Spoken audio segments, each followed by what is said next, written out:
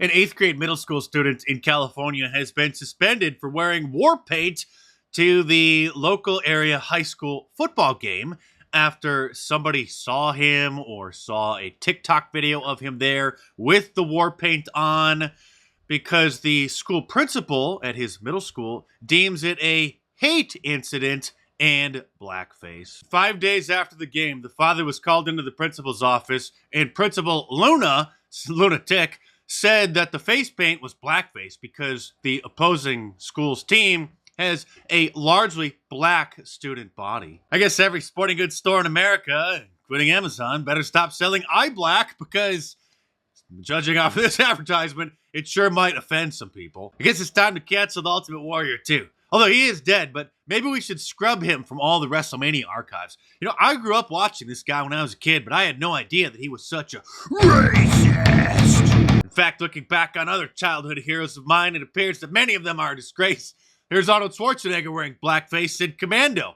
And who could forget this scene in Predator? The boy's father is a fan of mine and emailed me looking for help, which is how I found out about this story. So what I'm going to do is post the school's contact information on my locals page, on Gab, and on True Social.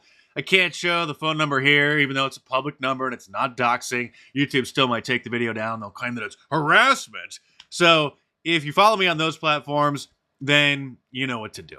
I did give him the phone number of Stephen Miller's America First Legal Foundation. Remember Stephen Miller from the Trump administration? So he started a law firm, and they are suing corporations and other organizations for their systemic anti-whiteism, for their DEI, diversity, equity, inclusion, and their critical race theory, which of course are just fancy terms for anti-whiteism. And he let me know that he was in contact with another law firm that I'd never heard of called FIRE, the Foundation for Individual Rights and Expression, at thefire.org. Getting involved in a lawsuit is insanely expensive. And so I don't know if these law firms do it on a contingency basis. I would think that sometimes they may, where they'll just take a cut of the winnings and then the plaintiff may not have to actually pay.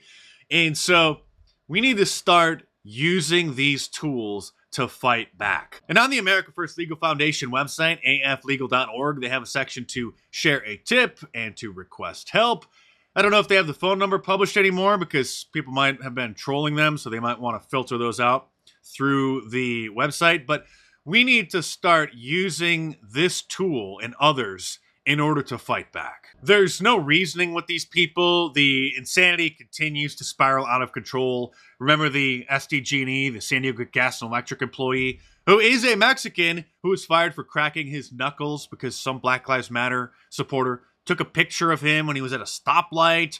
They literally fired a Mexican saying that he was flashing a white supremacist hand sign. And the Chicago Cubs banned a fan from the stadium for life because he was playing the circle game during a live shot, which was then insanely spun into him flashing a certain hand sign in front of a black reporter. And it's not stopping. Even Congressman George Santos, the total scumbag who slithered his way into Congress by just completely lying about everything in his background, was photographed just making the gesture and was accused of making the hand sign. And of course, I'm trying to combat this nonsense the best I can on YouTube and in my new book, The War on Conservatives. And by the way, I did an interview with Alex Jones on Tuesday, which of course I can't post here, otherwise it'll get dumped down the memory hole, but you can go and find it in the banned.video archive, which is sort of the InfoWars video archive, sort of Alex's personal YouTube. Or I did post a link over on my locals page, so go and check that out. You know me, you know that I rarely do interviews, although I do make an exception about once a year for Alex Jones. And few people know that I've actually been a regular guest on Alex's show for, I think it's 19 years now. It was either 2004, I'm going to have to go back and check. It was either 2004 or 2005, my first appearance on the Alex Jones show. And of course, most people only came to know him in 2016 when he really blew up. But us old G's have been fans of Alex Jones for many, many years. And I've been fortunate enough to be a regular guest on the show now for almost 20 years. And there's some other information as well. Very interesting things that not a lot of people know that I do reveal in that interview. So again, that's linked up on my locals page. And later this morning or this afternoon, depending on what time zone you're in or when you're watching this video, it may have already happened, but the archive will be up. I will be joining Jeremy over at The Quartering for a rather lengthy interview. He's another independent content creator, self-made in the Million Sub Club. My YouTube analytics show that we share a large portion of our audience, so a lot of people are probably familiar with him. So that'll be at noon Central Time, 1 a.m. Eastern, 10 a.m. Pacific Time. And if you missed it, there will be a link on my YouTube community page. So just go to my YouTube homepage and then click the community tab, and there will be a link to it down there. And of course, there is a link to the Amazon listing of my new best-selling book, The War on Conservatives, in the description below, which you have to click and go and order right now if you haven't, because Ted Cruz overtook me on the Amazon bestseller list.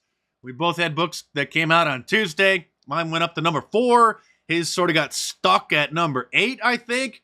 And now, which always happens after launch day, especially when you're just a guy in a kitchen on a laptop and you don't have the entire conservative media ecosystem behind you to promote your book, they're always going to start dropping after launch day, or usually after launch day. So it's everything that I want to say that I can't, but so much more. Not only is it a deep dive and an in-depth analysis into a lot of the material that I do cover here on Facebook, but trust me, it's a lot of things that I don't. A lot of things that I don't, a lot of things that nobody will. None of the clowns in Conservative Inc. The book goes very, very deep. Even if you think you know everything and you're a news junkie and you're plugged in 24 hours, I guarantee you don't.